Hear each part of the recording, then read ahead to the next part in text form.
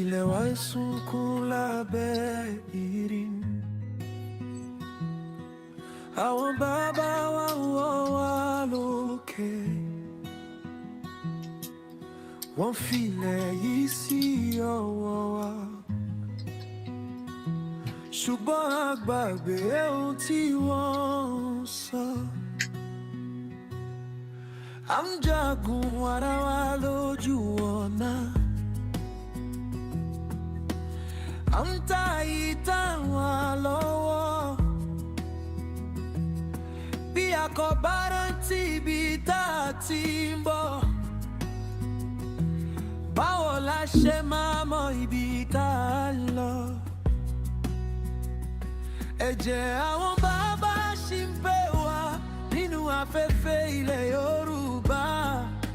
Ohùn ilẹ̀ ń ké pé má ṣe gbàgbé ẹni tí ó jẹ́. Kí a ronú Yorùbá kọ̀ọ̀kan, kí a gbé ilẹ̀ wa ga. Kí a ronú Yorùbá kọ̀ọ̀kan, kí a dá àṣà wa bọ̀. Kí a ronú Yorùbá kọ̀ọ̀kan, kí a mọ ara wa dáadáa. Kí a ronú Yorùbá kọ̀ọ̀kan, kí a pa ìtàn wa kọ́.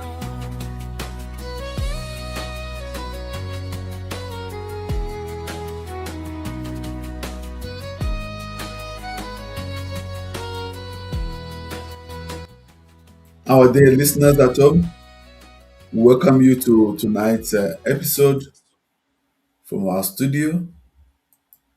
We thank you very much for joining us. My name is Abedun Bakare. This is TYF's Thought Builders. Once again, good evening and you're welcome to this edition. Tonight, we are asking a question that goes to the very foundation of Nigeria. What exactly holds Nigeria together? Consent or coercion? For decades, Nigerians have been told that one unity is non-negotiable. But let us pause and ask, if unity cannot be discussed, negotiated, reviewed, or restructured, then what exactly are we defending? A marriage, as we all know it, survives because two people continue to choose each other, not because one person locks the door and says, "You are now allowed to leave." Nations are no different. A genuine federation must be built on trust, justice, equity, and negotiated interests. Where those foundations collapse, the state may possess the military, the police, and instruments of coercion. But possessing the power to compel people is not the same thing as possessing their consent. So tonight, we're not here simply to ask whether Nigeria should remain one. We're asking what kind of unity is worth preserving. Can Nigeria move from unity imposed from above to unity negotiated among equals? Can we build a country where no nationality feels that its future is being dictated at gunpoint? Because if Nigeria's unity is truly strong, then surely it should be strong enough to survive an honest conversation about its terms. Which way should Nigeria go?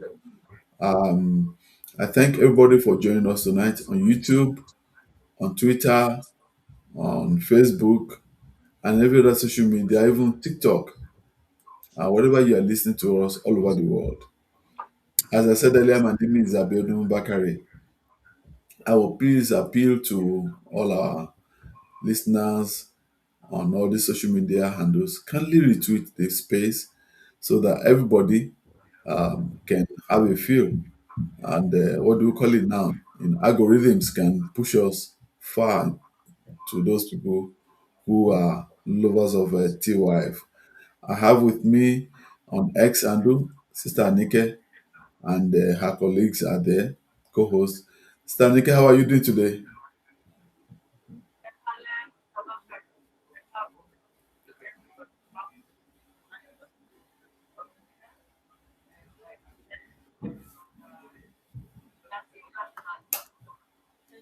Mr. Bakari. Káàbọ̀ mú kí everybody káàbọ̀ sí tonight's episode of the Thought Builders. Like we said, we are no longer, we are still.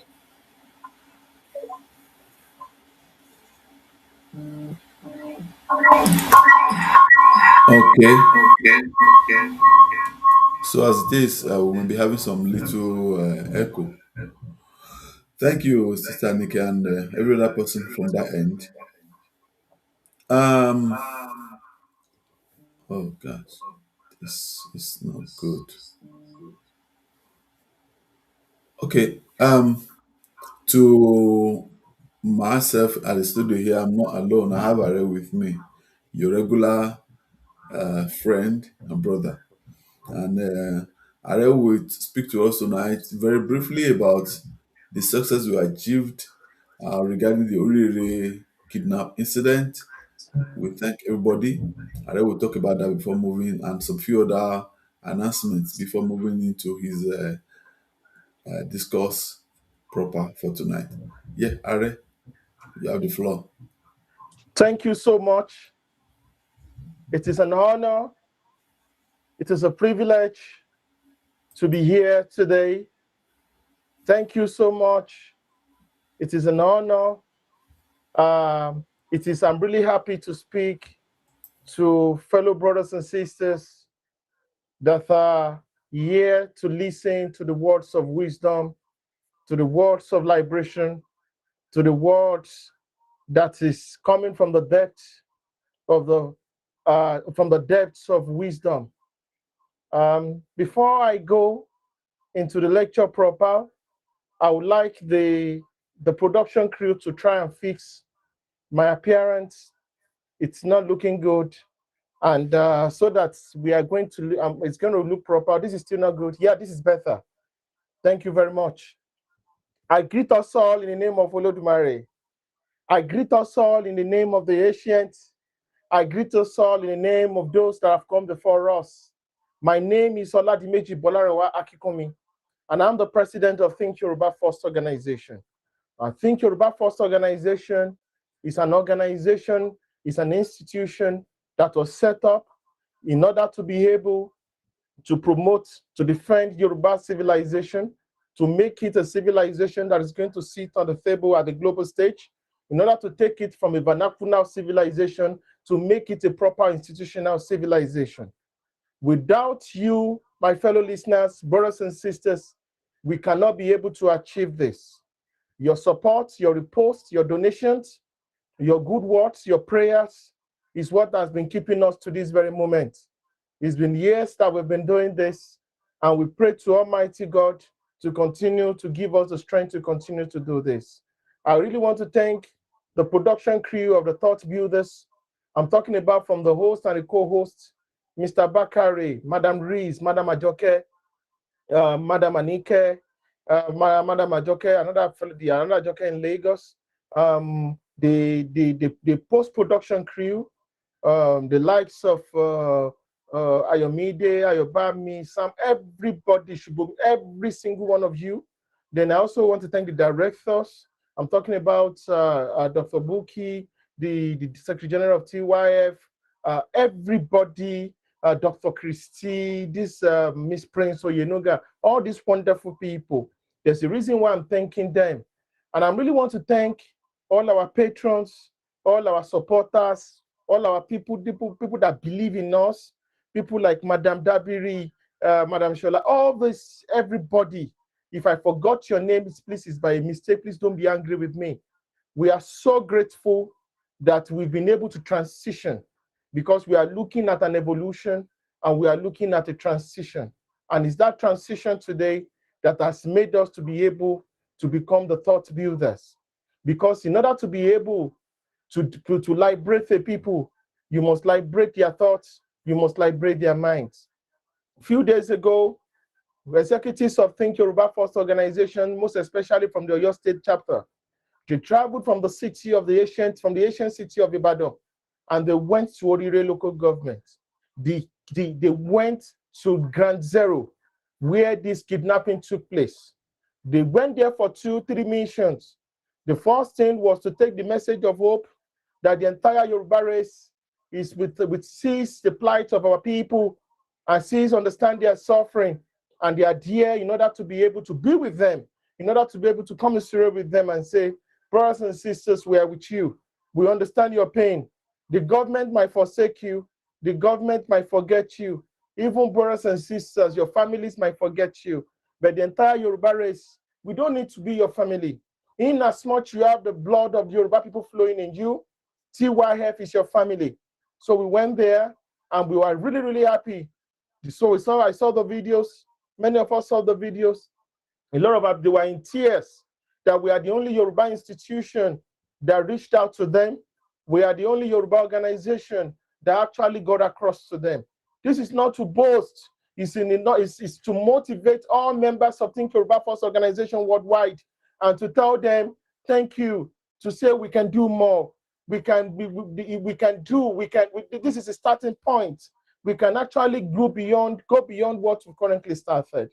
Also, the second thing they went there to do was we shared 1.2 million naira that was contributed by all of you. All of you, I'm talking about all of you, every single member and lovers of the Yoruba people. They contributed 1.2 million naira, and we gave it to the 4 families, especially the widows of the widows of the men that were slaughtered by these Boko Haram terrorists in Oyo State. They were so happy. The videos and pictures are surely going to be released very, very soon. So that was what was shared. We was shared, and they were so, so grateful. Let me tell you, brothers and sisters, it is not about the money. It is about your widow's might. That widow's might, your widow's might is far more better than billions. Your widow's might is far more better than trillions. It shows that the strength of the Yoruba people can never be broken. This is not the first time TY was doing this. We went to Abanla Okiode. These are places where Fulani mercenaries and militias have used terror to displace tens of thousands, hundreds of thousands of our people from their homeland. Early this year, we went there with food, with all sort of social materials, palliatives, and they were so grateful. They were so grateful, and they told us a lot of things that we've not even said publicly. That what they do in that particular big city is that everybody comes into the center of the city when it is night. When it is night, everybody comes to the center of the city. And it was the woman, the Kabiyesi has left. I don't want to say run away. The Kabiyesi has left. The only person that was the leader of the town that remained, that refused to leave Babanla and leave all those places, was the Yalode. It was the woman that we met to show you the strength, the charisma of the Yoruba women. And she was so happy. She accepted us. She was so happy to receive us. That is the strength of the Yoruba people. That is the strength of the Yoruba women. That is the strength of our mothers. And I want to thank all the members of TYF in Kwara State, in Kogi State, that damned the consequences, that went through huge and tight security checkpoints to be able to reach this ground zero. We are not a Twitter organization and institution. We are not a social media institution and organization. We go to places where people don't want to go. We walk the talk. And I want to thank all of you that you believe in the message God has given through me, my leadership in TYF, and all the executives of TYF to be able to we continue to work, we continue to go further and further to be able to take this message to the highest point. We are so grateful. I was so grateful when I spoke to the coordinator of Oyo State yesterday. They were so, in fact, they came back and I was so grateful. I was so happy that they took the risk, both men and women, and they went to the local government very, very far. And they came back before the same day. So thank you so much, every one of us. So because some people are wondering, the money we received, what did we used to do? We are surely going to give evidences. We've been receiving emails, pastors, churches, church leaders in that part, in Orire local government, has sent CYF emails and to say they really appreciate what we did. We can even post it. I'm going to task the Secretariat of TYF and the Oyo State Court chapters to be able to post it so that the world will see. Because a lot of people don't know what is TY. We are doing a lot. We are doing a lot, but I think it is high time we start pronouncing and advocating and really publicizing what we are doing. We understand the task ahead of us is not going to be easy, but with the help of all of you, it is possible for ants to move mountains. If you have the faith of the mustard seed, you can be able to move mountains. We believe this. I also want to say a wonderful shout out, a wonderful thank you to all the people that used to watch our lectures on YouTube. I know you're listening today. You see my face, even though I can't see yours. I am so grateful. May Olodumare continue to be with you. To those on Facebook, please continue to invite your friends and family. Continue to share this globe. So continue to share this message of hope. To those on TikTok, I am so grateful. May Olodumare continue to be with you. We will surely be on TikTok very soon. Every Thursday, we'll be on TikTok live, because we need to take this message to continue. We are not going to leave Twitter, but we are also going to be dedicating a chapter, a platform for TikTok, where we are surely going to be teaching in order to be able to organize our people politically, economically, into a bloc that will not become the underdog in the world, especially in the multipolar world. Oh, to my Twitter family, my ex-family, I am so grateful. I am so grateful. Many of you have never seen you before. Many of you I don't know you. Many of you have never given you 1 kobo or 1 pence before. But you continue to hold steadfastly. You saw the grace of God in my life, and you believe in this institution called TYF. Because this institution called TYF belongs to all of us. This institution called TYF is the battle tank forged by Olodumare in order to be able to fight in this century, because the world is a competition. The world is a race. The world is not a loving place. It's not where you are going to live. It's not a family gathering. Even in the family gathering, you must be prepared for backstabbing. So the Yoruba people must be fortified. We are a people that cannot be united along religious lines. We are a people that cannot be aligned, because not all Yorubas are within Nigeria. So we cannot use Nigeria to be able to unite the entire Yoruba people. We not all Yoruba, we are a people beyond Africa.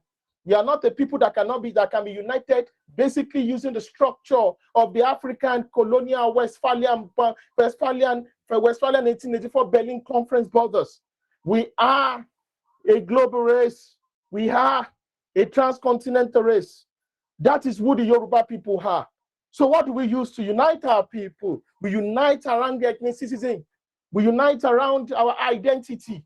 We unite around our tribes. You unite. There is nothing wrong. This is what the Jews did in 1884, 1885, in 1888, towards the end of the 19th century. The Jews, most Jews were secularists. Most Jews were atheists. Many Jews were agnostics, even though they were Jews. Many of them were not going to attending synagogues, but they were facing problems. They were facing persecution in Europe. They were facing anti-Semitism in the Western world. But what did they do? One man stood up to the Hazel. He said, if we continue to say, oh, because a Jew, one Jew is a Christian, one Jew is a Muslim, one Jew is practicing Judaism, or one Jew is an atheist or agnostic, so therefore they are not Jews, they are all going to perish. And he was right.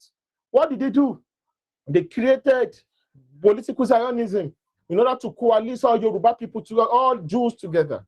Chief Obafemi Awolowo did the same thing. Go and read in his autobiography. He said one of his major goals, one of his vision, is the unification and the unity of the Yoruba people. He did not mention within borders. He didn't say unity of Yoruba people in Nigeria. He didn't say the unity of Yoruba people in Benin Republic.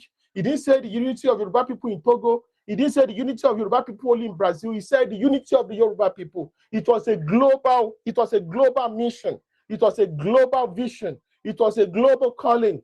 This is a reality. And that is what is vision that is driving us. That was why it became a threat to certain people within Nigeria. And they believed that it was too dangerous. It was too dangerous to be left alone. Now, That is just the prelude. It is now time to go into the lecture proper, because a lot of the post-production crew have said, Are, please, can your lecture be just 40 minutes or 50 minutes so that you can make our work easier? No problem. We'll do this. I'll try as much as possible to do that. Even though a lot of people listening, we say, Are, we want to continue speaking from now till tomorrow. I understand. I understand. I understand the law. But the one thing I want you to know, brothers and sisters, the question of the day cannot be answered by roundtable discussion and talks, but by blood and iron, by actions. We talk, without talking, we have to organize. So what we are doing, this is the only platform. Now, why do we come on Twitter? Why do we come on Twitter? Why do we come on TikTok to talk? Let me tell you, the world has changed. Social media is a platform. It is an author. It is a place where we are projecting and speaking to tens of thousands of millions of people. That tens of thousands are going to geometrically multiply to become millions, because this message must be preached. Where are we going to get money? Where are we going to get the ability to get hall and say 10,000 people to come and listen to us, or get 1,000 people? Do you know how much it costs us to even say we can rent a hall of 2,000 or to get 200 people and host events? Let me give you this instance. Some of the time, for the past 4 years, we've been holding Yoruba days, Yoruba conferences in the United Kingdom before we brought it back to Nigeria this year. Do you know how much we spent? We spent nothing less than $20,000 for each program without getting support from any government agency. But it is only people like you that have been able to get this done. In fact, many times, we've tried and struggled to pay vendors after the event. It has not been easy. It has not been easy. Every day, we've been struggling in order to ensure that this institution doesn't fall. But we are not going to give up, and we are going to get stronger and stronger, because this is the price this generation must pay, so that the coming generation are going to have a place to call a home. This is the price this generation must pay, in order so that we are not going to become hewers of woods, drawers of waters, because we do not know. We do not know. The founding patron of TYF died last Saturday. Founding patron of TYF is no more. He was the one who held us by the hands, took us into places we can never enter, took us into the highest of the highest mountains, took us into the rooms holy of holies. He took us into the most secret places. He knocked doors for us and opened doors for us. He said, we must never give up. When people were saying we should change the name Think Yoruba first, the Oloyele Kalabi said, you are not changing that name. That is the name Olodumare has ordained from God. He gave us the backing. He gave us the confidence. That's why we are here. That is why we are no longer a youth organization. TYF is not a youth organization. TYF is not an underage organization. TYF is not just an organization. It is an organization that speaks for the Yoruba people. It is an organization that fights for the Yoruba people. It is an organization, that institution that defends the Yoruba people. And we are just starting. With the help of all of you, I am begging you tonight. TYF belongs to all of you. There's a space for all of you in TYF. Don't let anybody tell you individualism destroys. Individualism it destroys. It destroys. TYF is to complete, not to replace Afenifere. It is to complement the works of our fathers. TYF is not to replace Dawn Commission. It is to replace. It is to help the work of Dawn Commission. TYF is not here to replace the work of conscience of the Yoruba people. It is to solidify their work, which is why we are working with all those institutions, which is why they respect us, this is why they see us, we are collaborating, and they really, really helped us a lot. We are grateful to the director of Dawn Commission. We are grateful to the leadership, to the Babas in Afenifere. May all of you live long. We are grateful to the leaders of the conscience of the Yoruba people. We are so grateful. May you live long, sir. We are so grateful to all those people. There's a reason why I'm saying this. You have to be able to thank those that have come before you so that you can be high. You must not break the ladder thinking you have arrived. You must pay obeisance to those that are ahead of you. It is because of age. It's not because you are more brilliant and more intelligent. If you in Yoruba land, if you want to be successful, you must pay obeisance. You must obey those hierarchies. That is what TYF has done. And that's what we'll continue to do. So, tonight's lecture is extremely important. Tonight's lecture is extremely critical. What exactly is Nigeria? What exactly is the unity of Nigeria? What exactly is this Nigeria? What exactly is the unity of Nigeria? Is it a gunpoint unity? Is it unity? Is it a negotiated unity?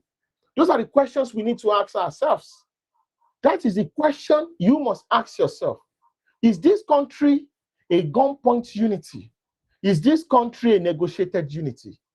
Because the reality is, when man refuses to question things anymore, we are no longer in a country of willful countrymen. We are now under bondage. We are now under authoritarianism, which is why we must never fall into that trap under the banner of false patriotism. Now, many times I've discussed about the history of Nigeria. You all know the history of Nigeria. Nigeria is nothing but an economic outpost of European powers. It was created by the British in order to be able to extract critical resources needed to maintain their superpower status. That's all. That is the reason. Without India, without Sudan, without Nigeria, Britain will never become a superpower. If Britain was able to crush the American Revolution, Britain was still going to be the #1 country in the world. It was when America defeated Britain, that was how Britain lost its superpower status. And another Anglo-Saxon Judeo-Christian power, even though it is Republican, not monarchical, replaced United Kingdom. That is the reality. The creation of Nigeria is not the creation of any African kingdom. The creation of Nigeria is not the creation of any black man. The black man had no stake in the creation of Nigeria. It was created by the British. This is the fundamental you need to know. So you must understand where you are. This country was created for British interests, which is why people talk about neo-colonialism, that after the independence of 1916, did the people actually leave? Did these Europeans actually leave? Did they actually leave? These are the questions we need to ask ourselves. Did they actually leave? Those are the questions we need to ask ourselves. Those are the questions we need to ask ourselves. So going forward, what sort of Nigeria do we have? The creation of Nigeria was through gunboat diplomacy. Let's talk about the bombing of Lagos in 1861.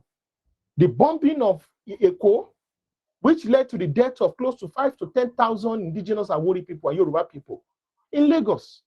It was the first act of genocide that was done by the British. It was the bombardment of Lagos that led to the creation of Lagos colony. So when you see people talking about the glory of the Lagos colony, it's baffles some of us, because that colony was created on the genocide of Yoruba people. So what exactly are you glorifying yourself and saying it is like a slave enjoying his chains? But that is the reality of mankind, of human beings. Human beings are capable of anything, which is why the greater percentage of the Yoruba people must band together so that we do not allow the people in our midst that have lost their sense of pan-Yorubanism to determine our future. So 1961, the bombardment of Lagos, the massacre of Yoruba people, 10,000 people killed in 1861 would have become nothing less than 1 million to 3 million people today. 10,000 people is not a small population of people, close to 160 years ago. So 10,000 people were killed in 1861. The Lagos colony created. After the creation of the Lagos colony, little by little, they continue to spread. They continue to spread. They continue to do divide and conquer. One way or the other, the 1884 Berlin West African Conference happened. What happened? They changed the borders of Africa And Yoruba land was broken into fundamentally four countries. Some Yorubas into Ghana, some Yoruba people, some Yorubas into Togo, some Yorubas into Benin Republic, and some Yoruba people into Nigeria. And some Yoruba people, due to British imperialism, were also sold into slavery. Yoruba people were also sold as slaves to work in the plantations of Jamaica, of Puerto Rico, of Cuba, of America, Brazil, of Venezuela, of America. That was what happened to a lot of our people. So you have to, so they took millions of our people, millions, many Yoruba groups were seriously decimated. The Yewa people were seriously decimated. The Oyo blocks were seriously decimated, especially after the fall of the Oyo Empire. They were sold into slavery in their millions. So that was what happened. So let's go further into history. After the 1884 Berlin West African Conference, that was when they added something like a mandate to be able to come into our space and create this thing called Nigeria. They created a company, the Royal Niger Company, that was fighting wars, signing treaties, and destroying indigenous African kingdoms. That was how, one after the other, the Benin expedition happened. The mighty Benin Empire was also crushed, which is an extension of Oduduwa civilization. Same thing, Oyo was also bombed. People don't know this. Then also they instigated one of the biggest civil wars in the whole of Sub-Saharan Africa. In the pre-colonial era, the war of the Kiriji War, the war of all wars, where hundreds of thousands of Yoruba people perished and hundreds and if not millions were sold into slavery. By the time that war ended, the best generals were dead. The best men of our men, the best of our people were already sold into slavery. So we came out of that war, burnt down, destroyed, and decimated. After that war happened, I'm not yet to insult any religion. Missionary work started. Millions of our people were Christianized. And by what you know it, that was just plan of the action. By 1914, the First World War started.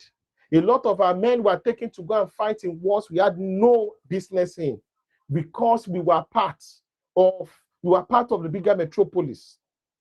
By 1914, in order to be able to create a more centralized structure for the administration of the British Empire, they created Nigeria. Nigeria was not, I am not here to insult you if you believe Nigeria was an act of God. Nigeria was an act of Britain. Nigeria was created by Britain. Nigeria was not created by daddy GOs. Nigeria was not created by imams. Nigeria was not created by any ustaz.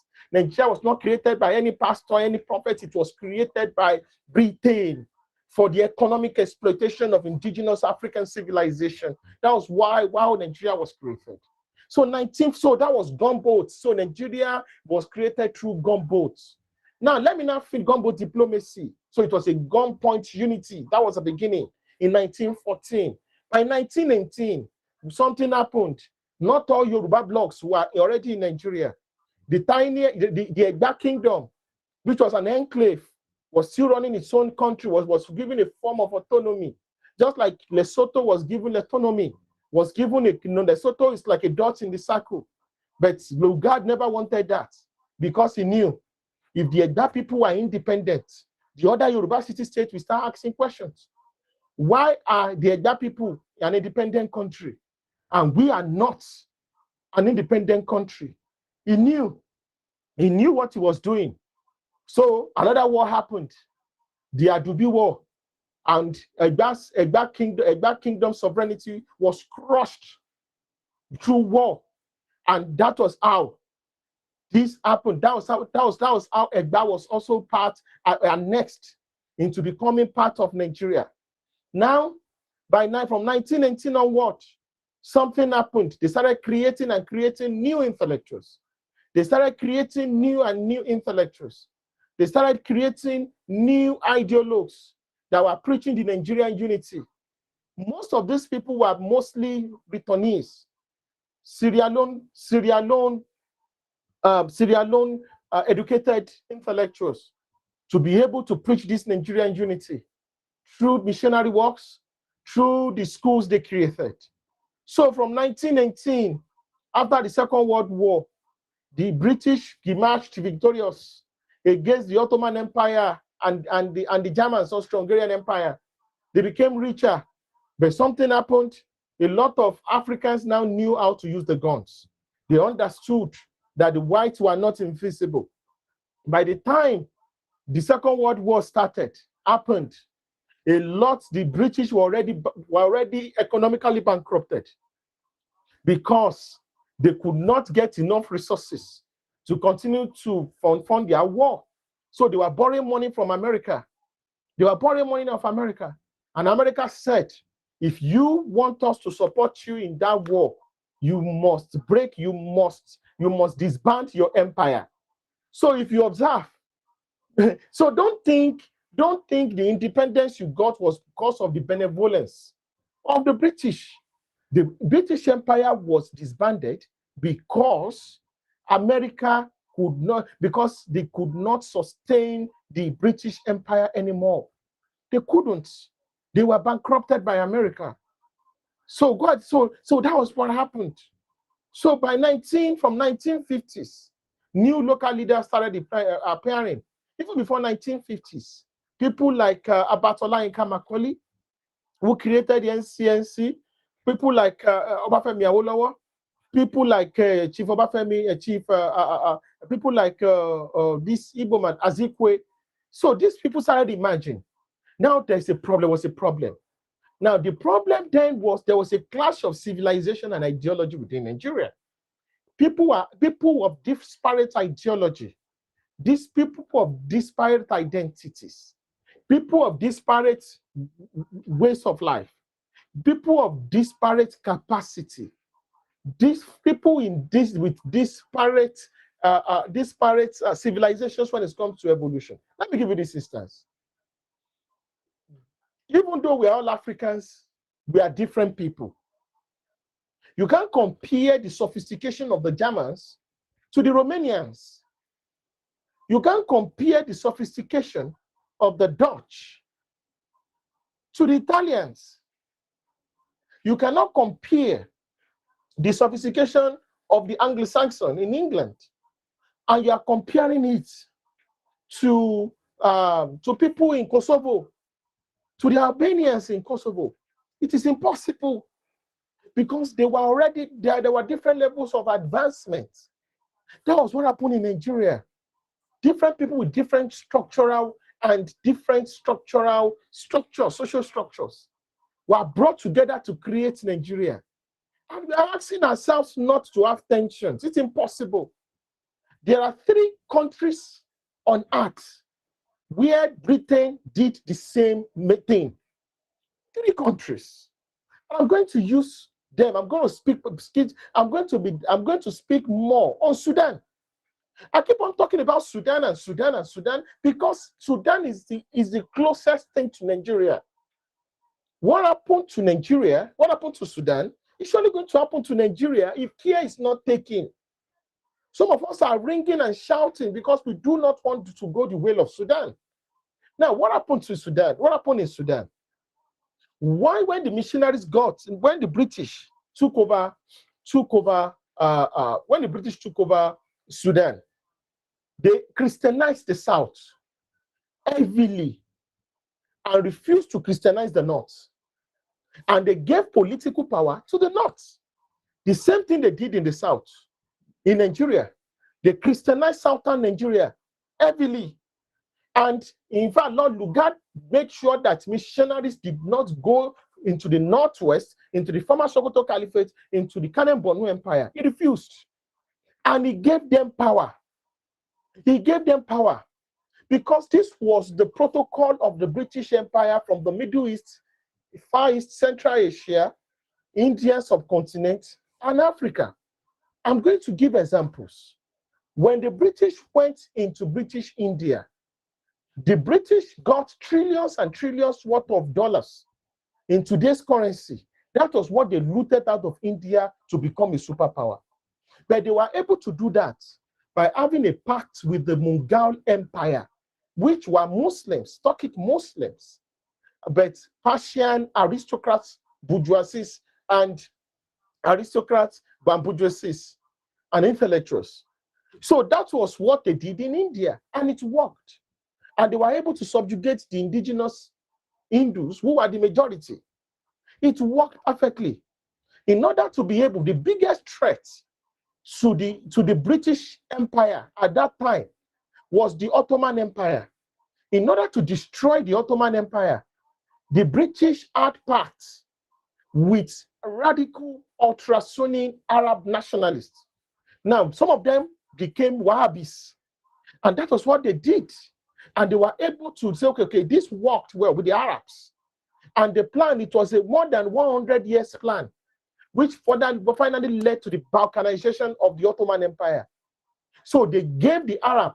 So the intention of the Arabs was to create a united Arab world. But the British were very smart. They understood that the united Arab world was also going to create another problem for them. So they broke the Arab nations into pieces. They broke them into pieces, but they gave them more priorities over the Kurdish, over the Assyrian Christians, over the Lebanese Christians. That was what they did over the indigenous people. So they came to Africa, they came to Sudan, the same method, because they found them to be good business partners. The British gave power to the Arabs in Sudan and subjugated the indigenous people. They subjugated the indigenous people who were also Muslims in the form. They also subjugated the Christianized natives in Southern Sudan.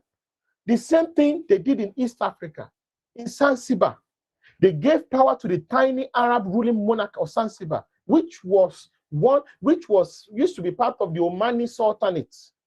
That was what they did in Sudan, in Zanzibar, which is now part of Tanzania. So they gave them power.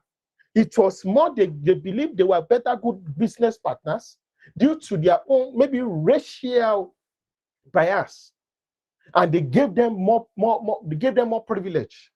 They came to Nigeria and they did the same thing in Nigeria. What did they do in Nigeria? They created a northern Nigeria, and they empowered the Fulani, minority Fulani aristocracy, gave them power, gave them everything they needed, even though it was the greed of Igbo nationalists who also had their own vision of what Nigeria should be, which was the domination of Nigeria that led all of us into this problem.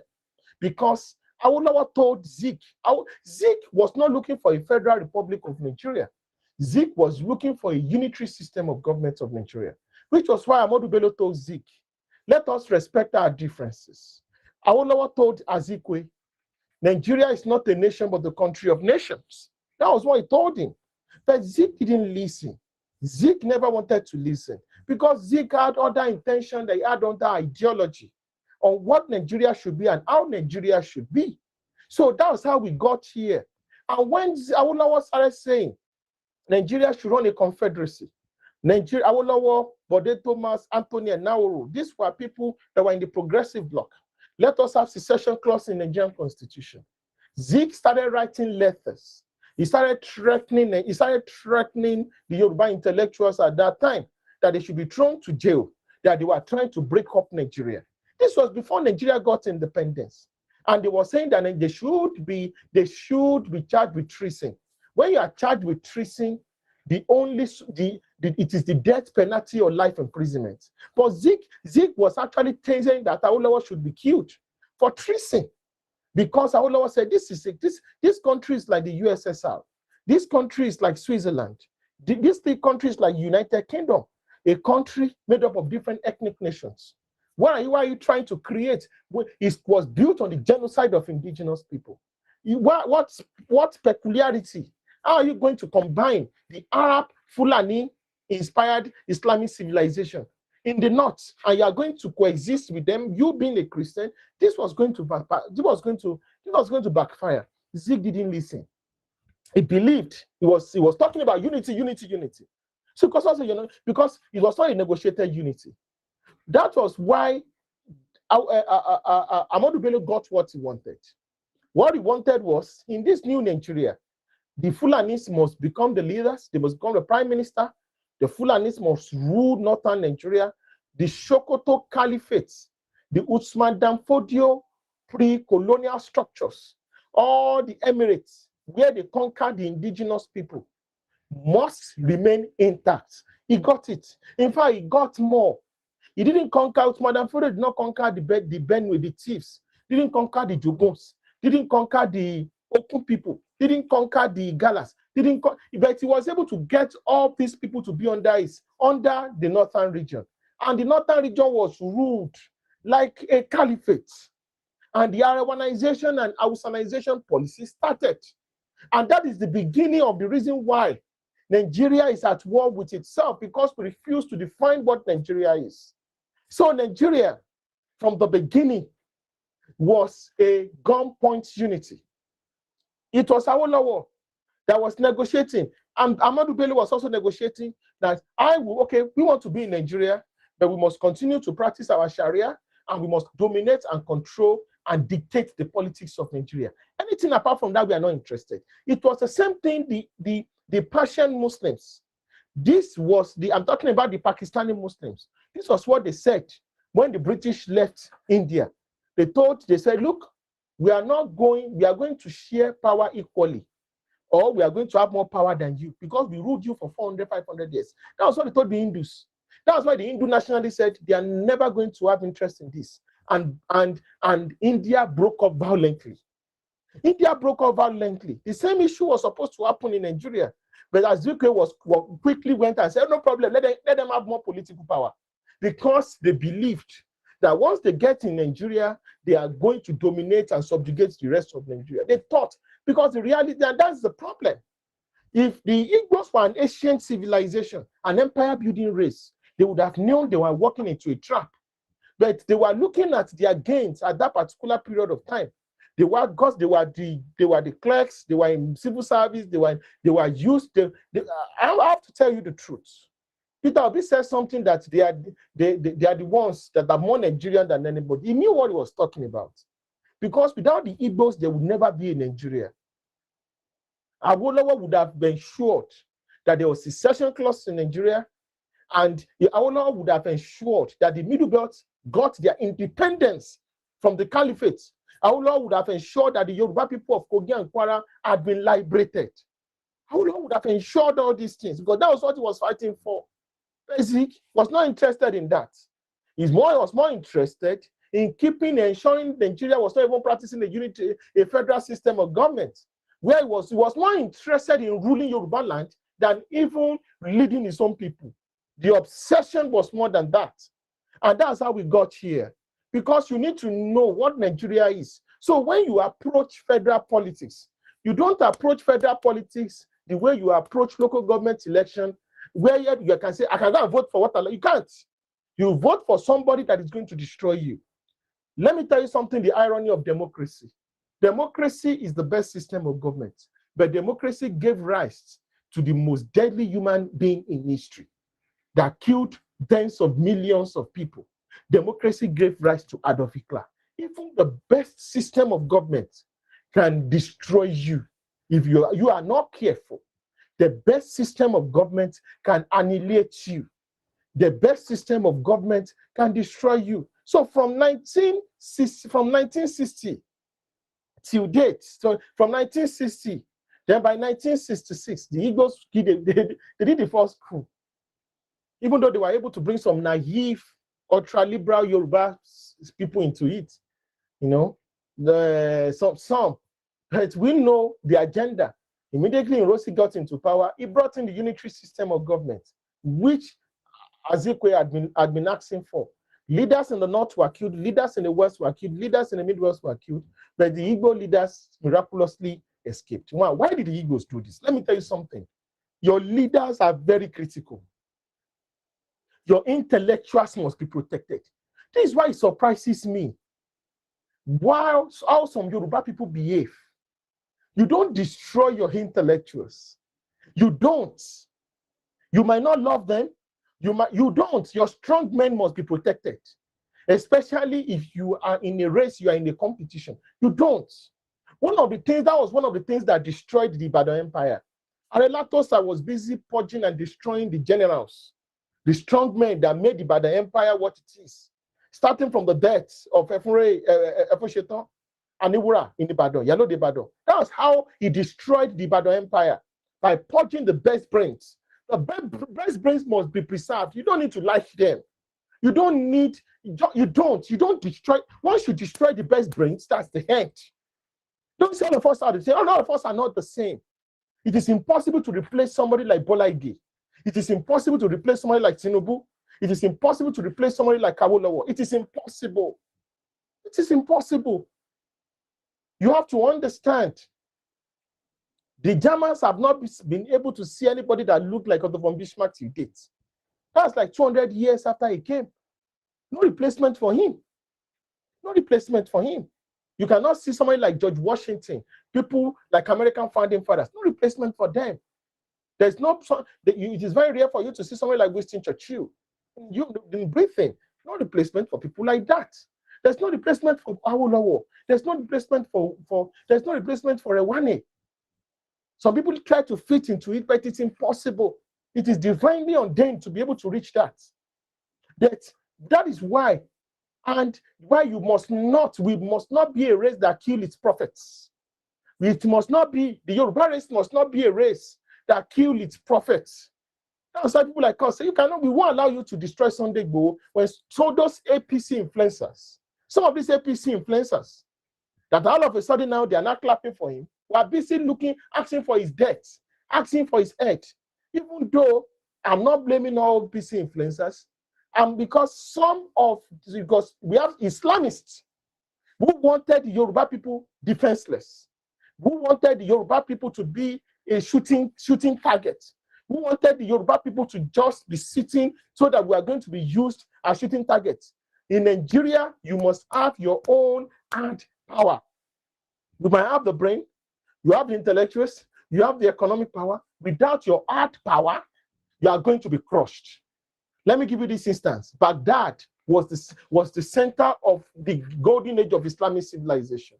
People were coming from China, from Europe, from Persia to learn from Islam, from scholars.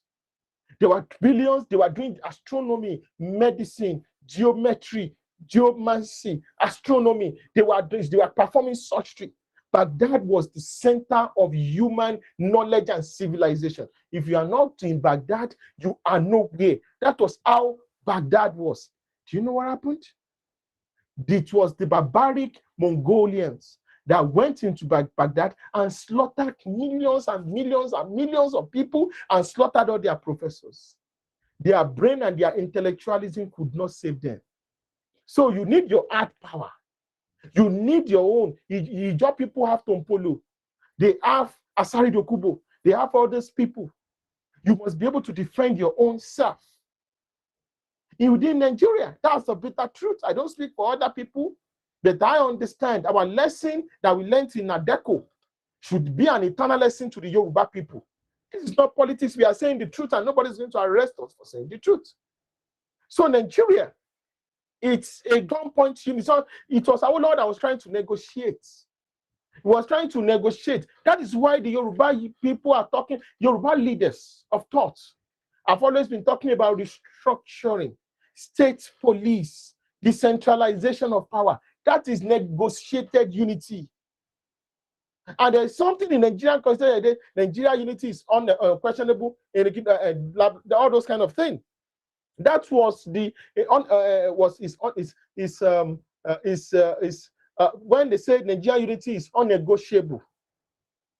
One Nigeria, that is Zeke's ideology.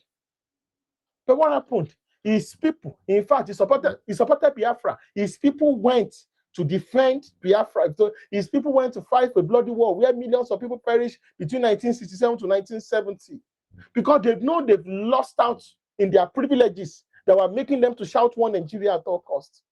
They know they lost out. They know they've lost the initiative. They know they've lost out. And unfortunately, the mistakes their fathers made in trying to look for a unitary system of Nigeria, they've not stopped. They still continue to look for a unitary system of government where they are going to leave their ancestral homeland and be competing for power and resources with other ethnicities in their ancestral homeland in Nigeria, which is why Nigeria should be a United States. Nigeria should be a United States of Nigeria, where every ethnicity, based on ethno-linguistic federalism, are going to be in their own homeland, where you're not going to be disrupting the peace of Nigeria. That was what they created in India. India runs on ethno-linguistic federalism. The Tamil have their land, where a state where they speak their language. You go to Kerala, Malayalam, where they speak their language. That is what is happening there. And the country is at peace. The country is becoming a superpower. So why can't Nigeria do the same? Who told us that ethno-linguistic federalism is not going to make Nigeria become a superpower? That is a lie. Because Switzerland practices ethno-linguistic federalism and it's a superpower. India practices ethno-linguistic federalism and it's a superpower. So why can't Nigeria do the same? United Kingdom practices ethno-linguistic federalism and it's one of the great powers in the world. The 16 German states is built on the dialectal differences. The 16 German federal states, because Germany runs a federal system, the 16 German states was built on the dialectal and historical differences of the people of Germany, even though they have the same identity. So Nigeria should work towards a negotiated unity. Nigeria has always been in a state of war. Who are we killing? We are killing our indigenous people. We are killing ourselves. This is why some people insist that they must have Sharia law at all costs. That before Nigeria, their forefathers have been using Sharia. They built Islamic Caliphate. That's what Boko Haram is doing. The northeastern part of Nigeria used to be part of the French Empire. It was the British that exchanged northeast Nigeria, the Yobe-Borno axis. They exchanged it for Madagascar. They were not done. The Adamawa, that area of Adamawa used to belong to the Germans. The British went further and took that area of Adamawa and put it also into Nigeria. This is what the British did. And the people over there have not forgotten their history. They continue to fight. They continue to advocate. They want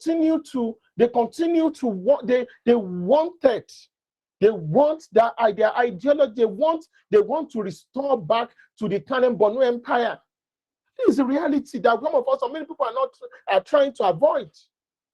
This is why some of us are asking the question: do we want a theocracy or a democracy? This is what the Fulani man thinks Nigeria is a caliphate. He believes he's the blue blood of Nigeria. He believes that nobody can criticize him. He believes he's above every other person in Nigeria. Which is why some people are now coming out to be calling their fellow Nigeria Kafiri. They know Kafiri must become the president of Nigeria anymore. Kafiris must not be ruling us. Now, what exactly are you doing in the country with Kafiris? Why can't you leave and create your country and get out of Nigeria? Why? Why do you want to be in the same countries with Kafiris? These are the questions some of our people have not been able to ask properly. Why? What exactly? Why do you believe you must dominate and destroy some people? This is because Nigeria has not been properly defined. Some people have been radicalized to think that they are at war in Nigeria. Some people have been radicalized to think they can conquer Nigeria. Some people have been radicalized to think they can Islamize Nigeria. Some people have been radicalized to think they can Arabize Nigeria. This is why they've taken up arms against Nigeria. Some people actually think Nigeria is an extension of their great-grandfather with Madame Fodio, which is why this particular man, the last president, Buhari, was asking for Ruga, asking for tens of thousands of acres to settle his own people all across Nigeria and settle them near water sources and near rivers. That is conquest, pure conquest. Because the reason why people go to war, you go to war to take up lands that are beside water, because you need water to be able to build any civilization. You need water because where you have water is where you are going to have resources. You look at the Arab conquest coming from Egypt. The Arabs could not proceed. They were coming from Egypt. They conquered Khartoum. And that is why they wanted to conquer the entire southern Sudan. And they were not going to stop. It was to link up with the link up with the eastern coast, which is why everybody, there's a gang up to ensure Ethiopia does not have access to the sea. In order to make that place totally impossible for an African civilization to have access to the Red Sea. But I know how that place is going to end. We all know that place, how that place is going to end. It's like saying Ethiopia should not have access to the Red Sea. It's like saying that Russia should not have access to the Black Sea. And we know what is happening in Russia, what's happening in Russia-Ukraine war currently. If Ethiopia has the strength, they are going to invade Eritrea again, and they might also invade Somalia again. That's the bitter truth. So this is what Nigeria is. It is a gunpoint unity. It is the Yoruba people that are negotiating. The rest of Nigeria is trying to grab what they want to get at all costs. We saw the Ijaw people threatening. They want to grab the entire coast of Ishekiri. They want to grab the entire coast of the Benin people. They want to grab the entire coast of the Yoruba people in Ondo State. Who does that? Why are they behaving this way? We should be civilized, right? Are we not Nigerians, right? No, it is because these people have a different value system. No matter how much your level of civilization or sophistication, they won't change. The Russians have not changed from who they were for the past 1,000 years. The Slavs have not changed. The Chinese has not changed. The Indo-Indians have not changed. The Japanese have not changed. So why exactly do people think, oh, what do they mean by changing? Except you've been authorized. That's a bit the truth. This is why the Yoruba people must not be the cannon fodder of this experiment of Unitarianism. We must not allow ourselves to be cannibalized for the survival of any race. And I'm happy. We're protecting our culture. We're protecting our land. If you want to survive in this world, you must never, don't, in the world of geopolitics, there's nothing called being nice. There's nothing called being nice. It is the interest of your people. That's the bitter truth. I think we're going to stop here. Thank you so much. It's been a wonderful conversation. Thank you. May Lord Mary continue to bless the entire Yoruba people. Eshe people.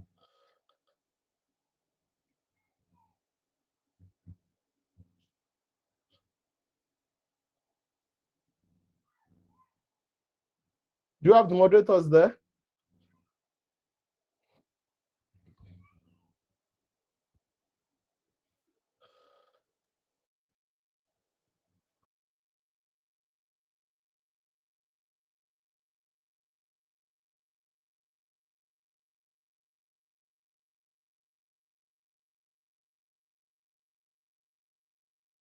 Lecture is extremely important. Tonight's lecture is extremely critical. What exactly is Nigeria?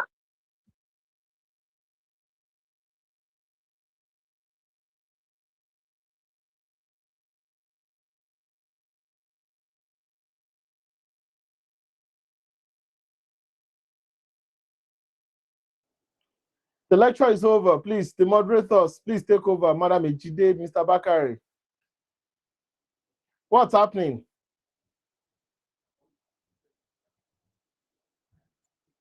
Are, Yes. thank you so much. Is Mr. Bakari there?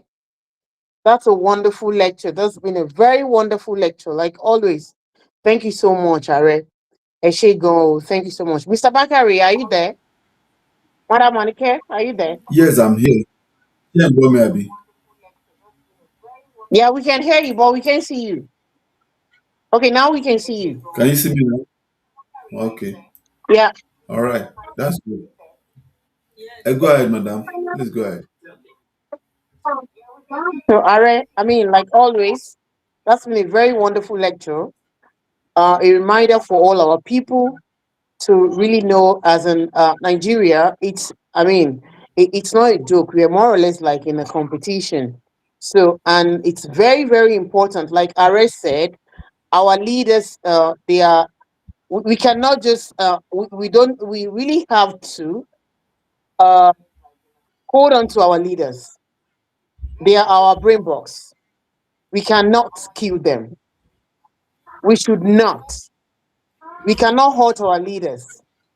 Fine, whatever they are doing that is not that we are not pleased with, we just have to keep asking them questions, speaking with them. We cannot just like, I mean, fine, they are not what they are doing, we are not pleased with whatever they were doing. The next thing for us is like to get rid of them. We shouldn't. Once we get rid of our leaders, then we are in trouble. Then we open our door for the enemies. And Nigeria is not, I mean, from the from Nigerian setup, we cannot just uh, joke with our leaders. I think we're more or less like in a competition country. We just have to hold on to our leaders.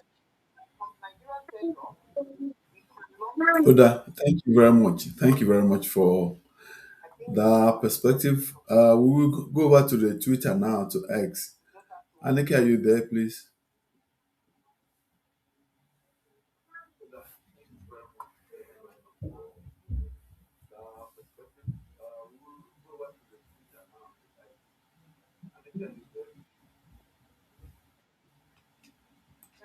Actually, Madam Monica, we can't hear you.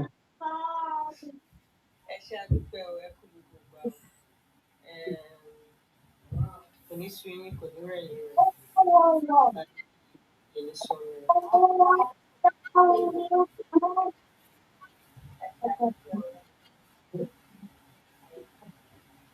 Mr. Bakare, ṣé ẹ̀ ń gbọ́ mi láti studio? Yes, I'm making a request for Mike.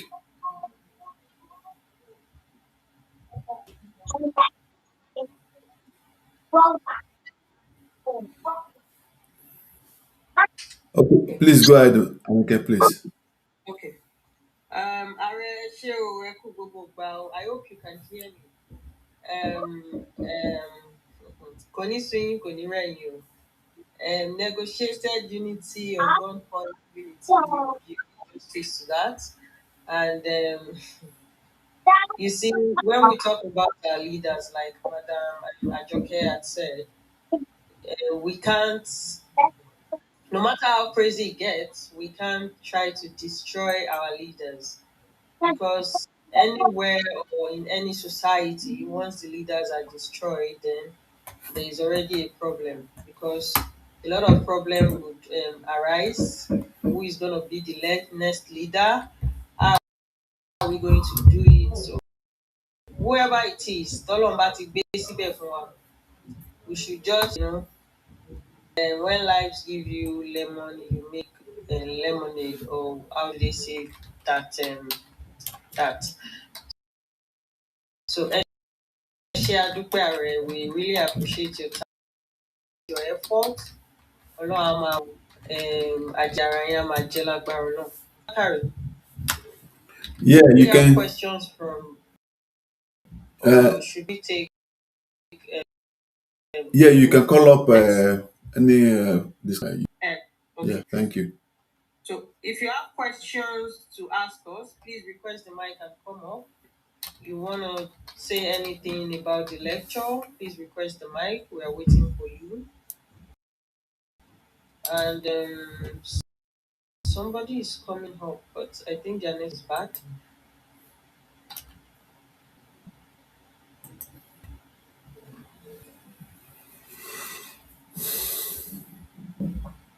Okay, Mr. Bakare, can you hear me? Yes, I hear you. Okay, somebody wants to call from YouTube. Yes, I'm trying. That's why I'm trying to get the phone number. I'm reaching out to the producer to give me a phone number for to this person. Okay. Let Yeah, them. We are going to do that next week. Let them send the message.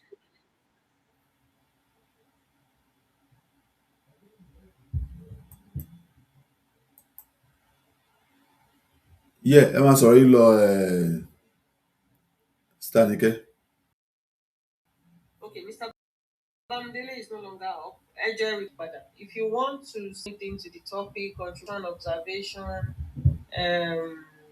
suggestions, questions, please request the mic and come up. And I was going to also say a big thank you for your state chapter. I would say congratulations to you and to us that our people were able to visit the Orire local government to see the people just like we did. It happened in Okede. We really appreciate you. If you can hear me, our coordinator for Oyo State chapter, we appreciate you. We Amolore o, Ẹ ṣé àdúpẹ́ o, and every other person in the Oyo State TYF chapter. We appreciate all of you. Ẹ ṣé gan.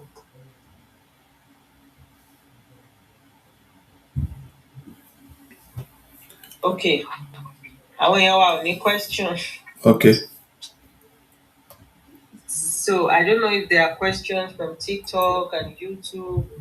Elba, check TikTok, Madam Ajokade.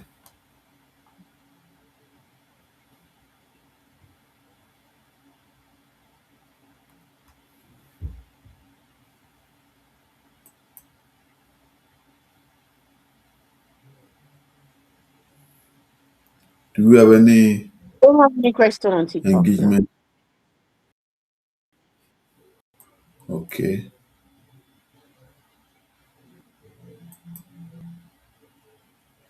Okay, I have Madam Lola. Oh, okay. Madam Lola Ikalema. Good evening. Ekale, o ṣe ń gbọ́ mi. Loud and clear. Right. Now, my question is this: like, with regards to the issue of maybe what's it called? The restructuring. Is anybody, people, those of you who know better than us, can you explain anything you feel that is happening that is leading towards the possibility that we might actually get this maybe ethno-linguistic federalism that we've been discussing? Are there any signs? Because I feel like, on the one hand, I feel like Ashraju is all about trying to draw some lines. At the same time, there's too much emphasis on one Nigeria and this forced continuity, because I think that part Are was trying to talk about the constitution. It was something about somebody. It's only a madman that could have written that constitution, to be honest, about how Nigeria is indivisible into something like. Because when you think about the kind of person that wrote that came up with that idea, it can only have been a mad person. That, like, the only thing that is constant in life is change. You have to have no vision to have sat down to think to put that in a contract. Every country is set up on some kind of a social contract, especially a place like Nigeria where we have several nations. And to come to sit down to write that in a constitution, and you are saying that you are a reasonable man, it's not possible. So I don't understand why we have to abide by that. And also, like I said, I feel like the president is giving mixed signals, and I don't understand what is happening. If anybody can shed any light on that. Thanks.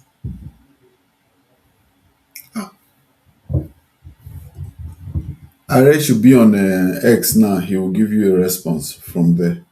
Are you on X? Hello? Oh, okay. I think he's back. Madam Lola, Thank you I so always much. also think about things. I think that is talking now. Okay, thank you so much. Okay. Can I proceed? Yeah, go ahead, please. Okay. Thank you very much. The issue of thank you so much, Madam Lola, for that wonderful question. You see, Nigeria, I'm trying to think deeply so that I'm very careful what I'm going to say. Ọlọ́run jẹ́ ká ṣọ̀rọ̀ sọ. You see, Sherry, I'm trying to think deeply so that very careful. Nigeria, it's an empire. And the way Nigeria has been structured, the way some people see Nigeria is an extension of their great-grandfather with Madam Fodio. The Fulanis and their allies understand what Nigeria is. The Igbos understand what Nigeria is, which is why all of them are always running after political power and the constitution. Let me give you an instance. You saw what they did at Alaba. They did a constitution. Is it Ladipo or Alaba that only Igbos from a particular Southeast state can become the chairman of the market? So what sort of apartheid system is that? It's not a meritocracy. That's some blue blood in another man's space. So they understand the importance of constitution. The pressure was too much that Abacha had to go, or Nigeria was going to go to another second civil war. And there was no way Nigeria could have survived that. They understood that. It was just when people were fighting against apartheid system of government. So what some people are talking about in the apartheid system of government was that they want black people to rule South Africa. But rulership is beyond political. There's politics, political leader rulership. There's economic rulership. There is religious rulership. There's military rulership. So most because of a lot of Africans are not politically educated. I'm saying this is the truth. We discuss politics, we discuss religion, fashion, sex, materialism, then we discuss important things, which is politics and economics. We don't discuss those two things enough. So how did we get here? We got here because because we are competing with the people who understand the importance of constitution. The reason why there is Sharia law in the north was to catch the Hausa population, because the chief imam is going to be a Fulani, the governors are going to be Fulani, the emirs are going to be Fulani. So you create a Fulani-inspired form of theocracy to catch the Hausa population, to catch the Joko, to catch Birom, catch the Ingizim, catch the Buba, catch the Nupes, and catch the Yorubas of Ilorin. And it worked because of Kwara. It worked to a large extent. So they understood the importance of constitution. They were being ushered out. They were being chased away. And they know they were not coming to power in 1999. There was no way. No Hausa Fulani is coming. No Fulani or Kanuri man is going to become the president in 1999. But they needed a constitution that will protect them. Constitution alone protects it, that is protecting their hegemony. Didn't you see that the Sharia Council, that is good for nothing, is coming out to say they don't want state police? It's being rushed. They don't. These people don't care. They just want to be laid back, and they don't care. Which is why they function more in theocracy. Their hegemony, their ineptitude is intertwined with diplomacy. It makes you lay back. If you are too religious, you are not going to compete with the world. It's the bitter truth. That's why you are going to see. I'm not here to insult Christianity, please. You see the difference between Pentecostalism and Orthodox Christianity. Pentecostalism is very fast. They built more universities. They are building more schools. They are getting more membership compared to Orthodox Christianity because they are quickly modernizing. So, but you see in the core north, ultra-conservatism. That's one of the disadvantages of ultra-conservatism. You will not be able to quickly adjust and move with the tide. That's the bitter truth.